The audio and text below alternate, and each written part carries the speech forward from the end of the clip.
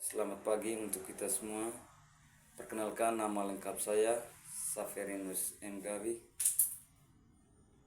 sapaan Max, asal kampus dari STPM Santa Ursula Ende.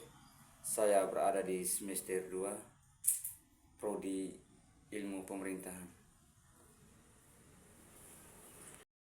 Baik, di sini saya akan menjelaskan bentuk pemerintahan Polybius dan Aristoteles. Yang pertama, pemerintahan Polybius, seorang filsuf Yunani yang mengembangkan teori pemerintahan yang dikenal sebagai pemerintahan Polybius.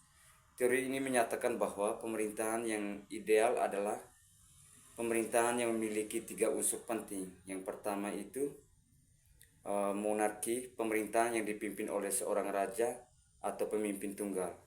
Yang kedua, aristokrasi, pemerintahan yang dipimpin oleh sekelompok orang yang berkuasa dan berpendidikan. Yang ketiga, demokrasi, pemerintah yang dipimpin oleh melalui perwakilan mereka.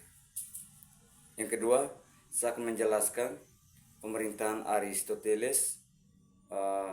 Teori ini menyatakan bahwa pemerintahan yang ideal adalah pemerintah yang memiliki 3 unsur penting. Yang pertama itu monarki, pemerintah yang dipimpin oleh seorang raja atau pemimpin yang tunggal. Yang kedua, aristokrasi, pemerintah yang dipimpin oleh sekelompok orang yang berkuasa dan berpendidikan. Yang ketiga, politia, pemerintah yang dipimpin oleh rakyat melalui perwakilan mereka. Berikut saya akan menjelaskan bentuk pemerintahan dan klasifikasi pembagian negara menurut jumlah orang yang berkuasa atau memimpin. Siklus bentuk pemerintahan adalah suatu konsep yang menjelaskan bagaimana bentuk pemerintahan dapat berubah dan berkembang sepanjang waktu. Berikut adalah siklus bentuk pemerintahan yang umum dikenal. Yang pertama, monarki, pemerintahan yang dipimpin oleh seorang raja atau pemimpin tunggal.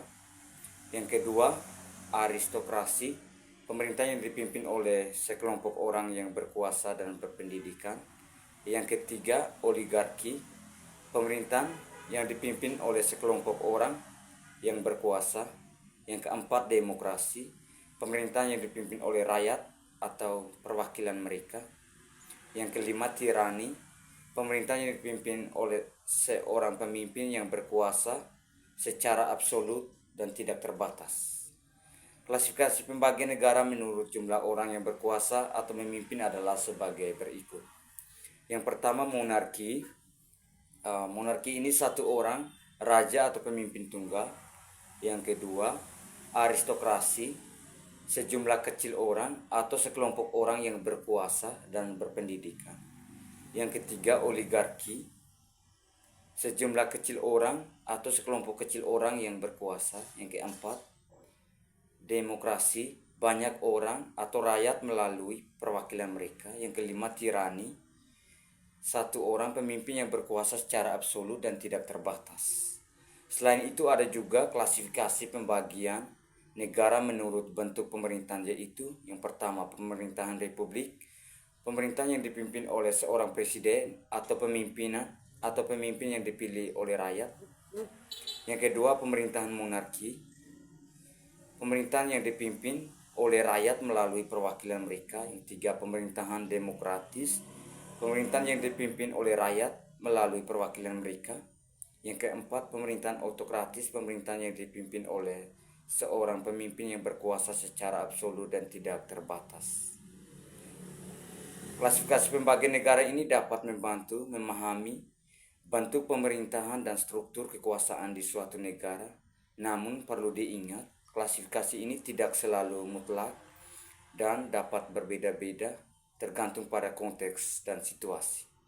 Baik, terima kasih. Mungkin itu saja yang bisa saya menjelaskan. Terima kasih. Selamat pagi dan selamat menonton.